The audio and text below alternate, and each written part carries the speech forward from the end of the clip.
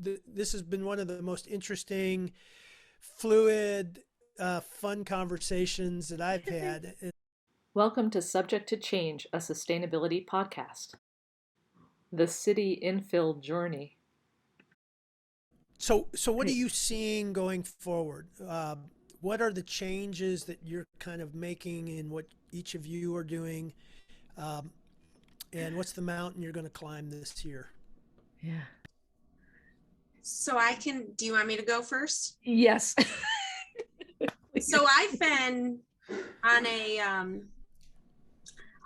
path for about a year and a half now, I'll say.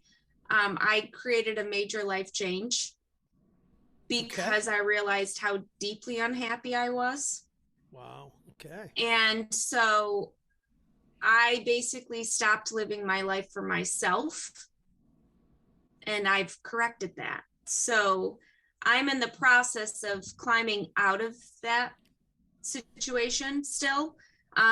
And what I found is that I have a burning desire. I'm trying to figure out where I'm going to live. I'm in a temporary house right now, and I'm trying to figure out where I'm going next. And I have a vision, and every day I see that vision and I work towards that vision, and I know it's going to come true in some capacity because it literally burns in my core when I think about it. Like, it's like fire.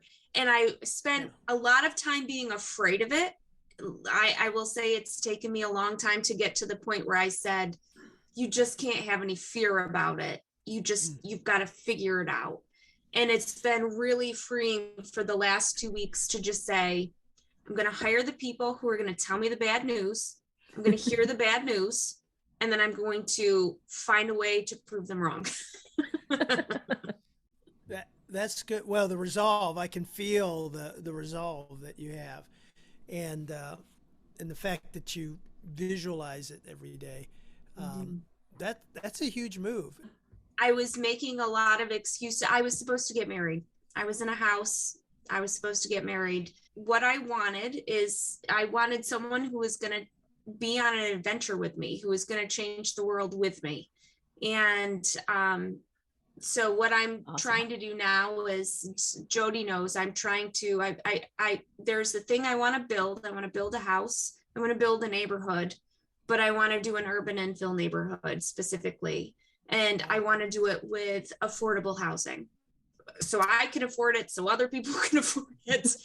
And so that's what I'm trying to do. When I get up, so to my practice every day is, I get up every day somewhere between 5 and 5:30, depending on what needs to happen. I get up, I take my dog for a walk, I start the coffee, I do my yoga, I do my meditation, I read, I journal. Sometimes I go for a run either before or after work. Either way, there's a run involved in my day.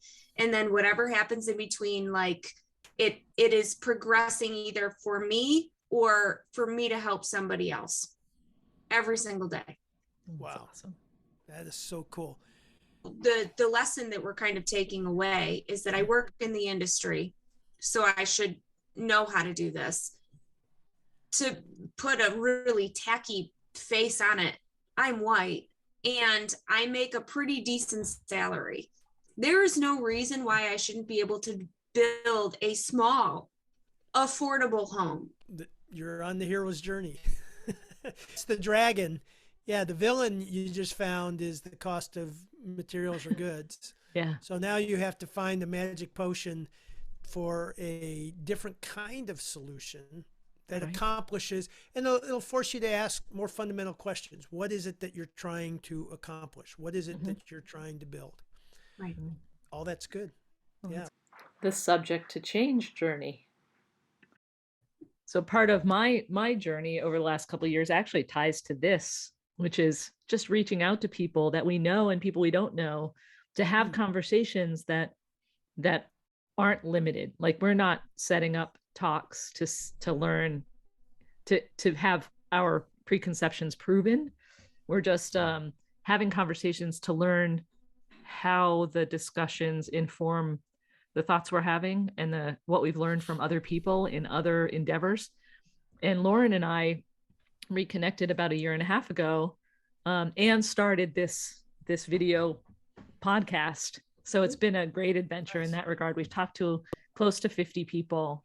Wow. And yeah, we you know, my goals are to reach a bigger audience, but my real goal is to inform my own ideas and my own thought process. I find that sustainability and climate change are imperatives, and I think that we could be clearer in setting goals. And sometimes we're good at what we do, but we haven't put a mark on the paper that says this is where we're heading. So well, that's a huge one. I mean, any progress, you know, in reducing the footprint that we have on this planet, you know, it's just going to allow our kids to live a little longer. Yeah. Well, and I also want to, one of the things that I've done recently is take a regenerative practice training. Oh, nice. Which is about really understanding that here's where we want to go. Here are the limits. Right. How do those limits inform us to do even better work? And I'm not a big believer in reducing our impact. I'm more about understanding the rules that nature has laid out for us, which we tend to be really blind about those. I will definitely be reading that. This book will help inform that. Okay, great. Because it uses nature as the model for innovation and growth. Yeah. And I don't know if we ever talked about, do you know Ray Lucchese? The name sounds familiar, but I don't know. Well, he actually founded an organization called Regenesis.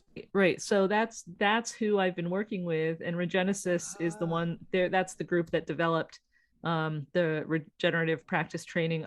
So Carol Sanford has been very involved in that. Right. Yeah. And she's written a couple books, and she's amazing. Yeah. So I've been reading those.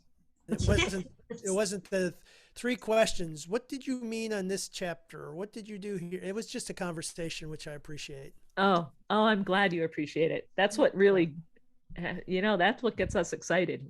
This has been Subject to Change, a sustainability podcast. We appreciate it. Thank you. Take care. Bye-bye. Good luck with your opening. Yeah. Thank you. All right.